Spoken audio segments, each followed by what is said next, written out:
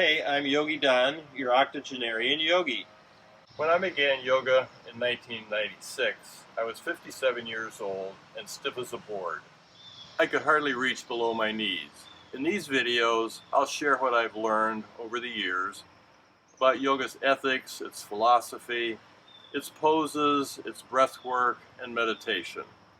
It's helped me and many others, and I know it can help you too. I hope you'll subscribe and share these videos. Okay, so let's get started. May we be protected together, may we be nourished together, may we create strength together, may our work together bring fulfillment, and may there be no disharmonies among us. Om Shanti, Shanti, Shanti. Peace, peace, peace. In previous videos, I've given a short account of my journey, beginning in my late 50s and practicing for the last 25 years or so. I pointed out that anyone can do yoga. Young people, old people, people on crutches or in wheelchairs, people suffering from depression or substance abuse. It's available to all. Motivation is the key to doing yoga at whatever age, physical level, mental activity, or emotional state we may be in. Next, I think it's important to know a bit about yoga's history. Yoga almost died out in the early part of the 20th century, but thanks to a man named T. Krishnamacharya, it survived. Krishnamacharya was a formidable teacher who was supported by a local Maharaja and is considered to be the father of modern yoga. He taught four of the most prominent teachers of the last century. B.K.S. Iyengar, whose Iyengar yoga is characterized by its use of props, Pattabhi Jois, who established a school of yoga called Ashtanga Yoga, Indra Devi, the first female yoga teacher, and D.K.V. Deskashar, who founded Vinaya Yoga and a clinic that brings Ayurvedic medicine and yoga together. There are two important facts about yoga that I'd like you to remember from this. First, that yoga nearly died out, and secondly, yoga's connection to healing. Yoga's long history of helping people actually goes back thousands of years. It's so old that we don't really know when or where it began. Archaeological evidence suggests that it was well developed by 5,000 years ago along the Indus River in present-day Pakistan. In the early part of the last century, archaeologists discovered what is known as the Indus Valley Civilization.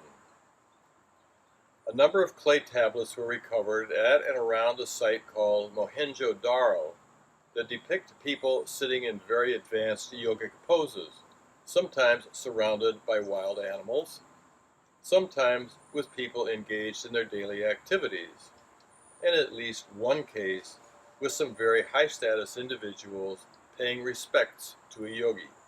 Now, from these findings, experts conclude that the yoga figures were depicted in meditation and were highly respected individuals. It shouldn't surprise us that the Indus Valley civilization would also have a form of traditional medicine called Ayurveda, called today Ayurveda anyway, and that it grew up alongside yoga. They are in fact considered sister practices.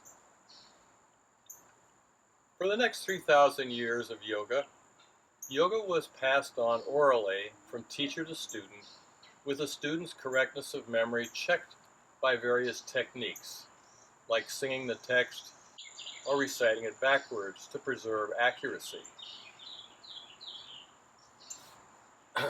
About 2,000 years ago, a man who we know as Patanjali codified the teachings of yoga, and today those teachings are written down in a form that we call the Yoga Sutra.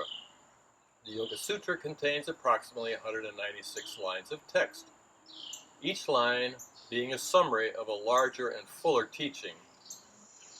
In other words, the Yoga Sutra is sort of an early Cliff Notes, a memory jog.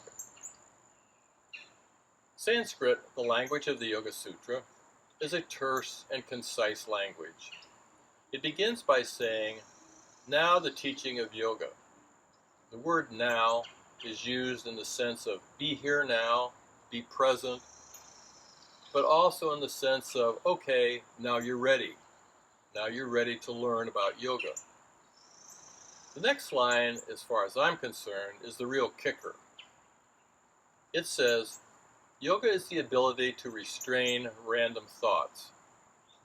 To me, this is like the Big Bang. It's the thing out of which everything else flows.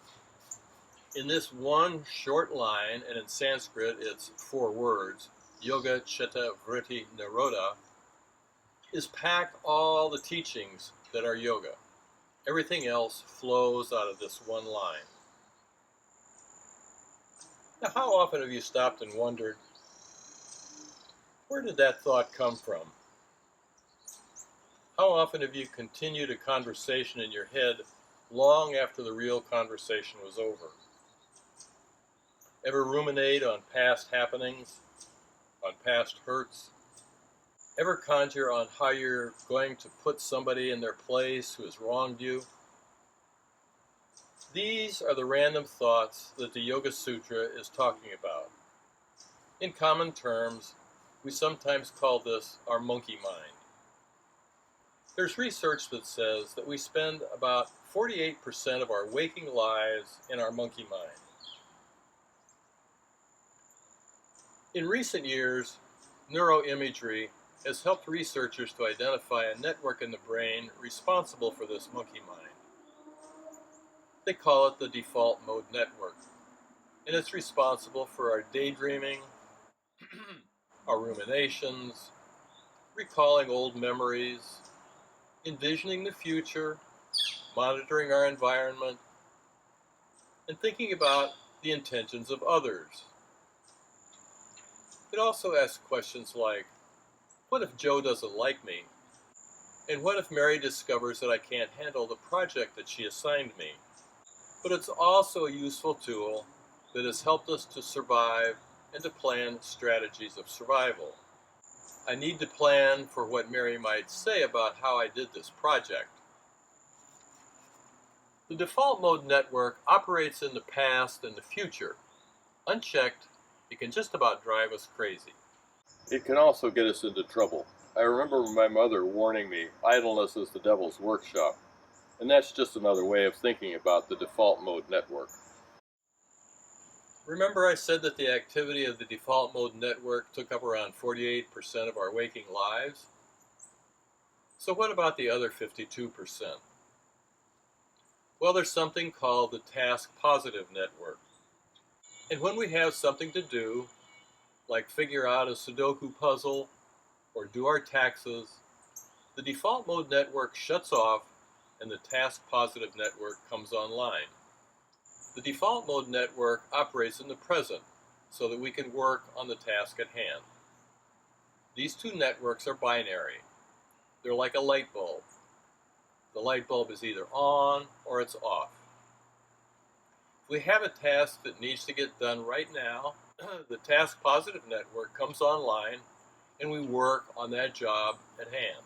But when we're finished, we sit back and relax, and the default mode network comes back online, and we wonder, like, will Mary like the way I did this project? Now, over 5,000 years ago, people were dealing with the same monkey mind, their default mode networks. And they discovered that they could employ certain bodily positions and breathing techniques to turn off this default mode network. Working on a puzzle can temporarily shut down the default mode network, but when we put it aside, it comes roaring back. What is needed is a way to control the default mode network in a way that shuts it off when we like some peace and quiet. In other words, what the Indus Valley folks were discovering was a way to control stress. Because as it turns out, our monkey mind is directly responsible for a great deal of the stress that we live with. Everything from wondering about what Mary thinks to the post-traumatic syndrome, PTSD, that many suffer from. To shift gears, one thing that some people find a bit off-putting about yoga is that they think of it as a religion. I don't see it that way. I think that this confusion comes because some people see yoga as intrinsically linked somehow to Hindu gods, and that its practices are linked to worship or homage to false gods. While some practitioners may do this, this is not true at yoga's center at its heart. If you read the Yoga Sutra, you won't find any reference to a god or a specific god. I see the problem as a confusion between religion and spirituality. I tend to think of religion as sort of institutionalized spirituality. Religion and spirituality have a number of things in common. I see religion as a formalization of spirituality, one that tries to embrace a large number of people. On the other hand, spirituality tends to be more of a do-it-yourself effort, a DIY effort. Certainly yoga is a spiritual practice. For some, it's difficult to separate the two. I know for me it took some time and a lot of thinking to be able to untangle these two ideas. But a person can be spiritual without being religious, and conversely, a person can be religious without being spiritual. The 12-step programs are spiritual, but certainly are not religious. And in the same way, yoga can be a spiritual practice, but it certainly is not a religious practice. Like any spiritual practice, yoga can be a vehicle for reintegrating ourselves, for connecting ourselves to a higher purpose, to our higher nature, or to our higher power. The Yoga Sutra never tries to define that higher nature or our higher power. It simply acknowledges it. And like the 12-step programs, it's left entirely up to our interpretation what that higher power might be. Thus, it can be available to Hindu, Muslim, Christian, evangelical Christian, agnostic, or even atheists. I think of yoga as a tool that can be used by a sincere practitioner of any religion. It's like singing. You can sing in the shower, or you can sing in the choir at church. It depends entirely on your intention.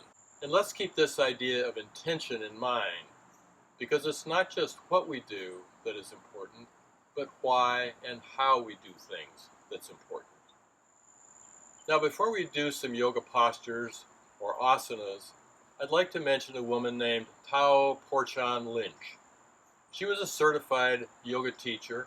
She was the oldest certified yoga teacher at 101. Sadly, she left her body, as the yogis say, in February of 2020. She was a remarkable person, an inspiring teacher, and she will be missed. Okay, it's about time to do some yoga. Before we begin our yoga practice for today, I'd like you to remember one thing, that although yoga is a relatively benign practice, people have been injured doing yoga. So before you begin this or any other physical practice, please check with your doctor first. Today we're going to do 3 different versions of yoga's sun salutation. The first will be a chair version. The second will be what's called sun salutation A, and the third, sun salutation B. Each requires a bit more exertion. So see which one works best for you and work with that one.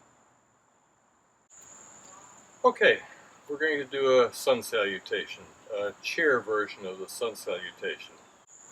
And for that, we want to turn our chair so that the seat is facing toward us, and we stand just a few inches in front of us, and we look down and we see a space about like that between our toes and the edge of the chair. Then we inhale, standing back bend, exhale, forward fold. All the way down, inhaling halfway up, exhale, step back about 3 feet, draw the hips back, flatten and stretch out through the spine. Then with the hands on the side of the chair, inhale forward. Relax your back, your buttocks and your legs, and press up through the shoulders. Exhale back, stretch and flatten. Inhale, step to start. Exhale, forward fold. Inhaling, standing back bend. Exhale, hands to prayer. That's 1 round. Repeat. Inhaling, exhaling. Inhale, exhale. Inhale and exhale. Inhale, step to start. Exhaling, forward fold. Inhaling back. Exhale, prayer. And that's 2 rounds of our chair version of sun salutation.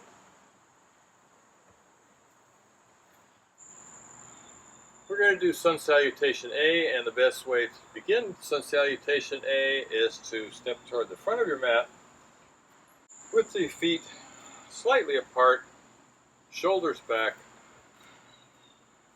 and we begin with an inhale. Inhaling, arms overhead, look toward the sky. Exhale, forward fold. Inhaling halfway up. Exhale, hands to mat, step back, plank, and in one move, lower. Inhaling, cobra, toes, exhale, down dog. Inhaling, plank, exhale, lower the body. Cobra, exhale, down dog. Inhaling, step or walk the feet forward between the hands. Exhale, forward fold. Inhaling, back bend. Exhale, prayer. And repeating. Inhale and exhale. Inhaling half. Exhale, one move. Plank and lower. Cobra. Exhale, down dog. Inhale, step, walk, or jump forward. Forward fold. Inhale, back bend. Exhaling, prayer. We'll do another round. Inhale and exhale. Inhale, half. Exhaling, hands to mat, one move, plank on the exhale and lower. Inhale, cobra, tuck toes, down dog. Now you can either step forward again or come back to plank and exhale, lower. Inhale, cobra, tuck toes, down dog. Inhaling, step, walk, or jump the feet forward. And I know some people have problems, so they can pull the foot up. If you need to, forward fold. Inhale, back. Exhale, prayer. And that completes 3 rounds of sun salutation A. Okay, getting worked up here.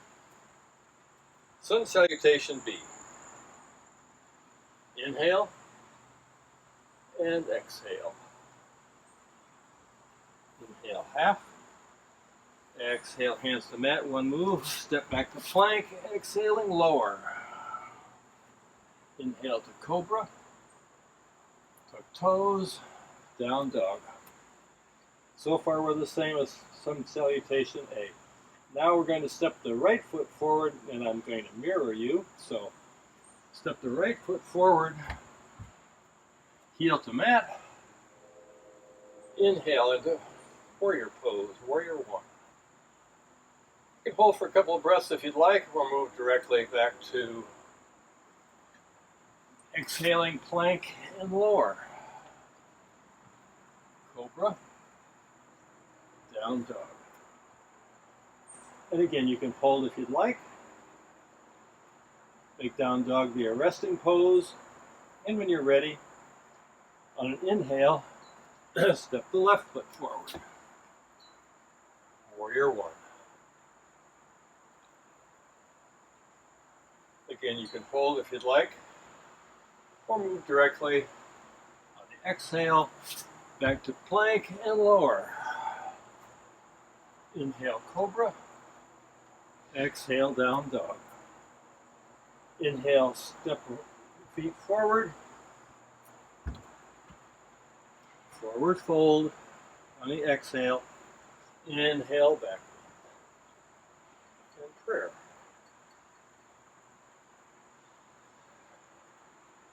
One round. We're going to repeat. Inhale, exhale. Inhaling half. Exhale, hands to mat. Plank, one movement and lower. Exhale. Inhale. Our toes, exhale. Inhale, right foot forward. Warrior one. Release on the exhale, plank and lower. Cobra. Down dog on the exhale. Inhale, left foot forward. Warrior one. Exhaling, release and lower. Cobra. Down dog. Inhale, step walker, jump forward. Exhale, forward fold. Inhale, back. Exhale, prayer.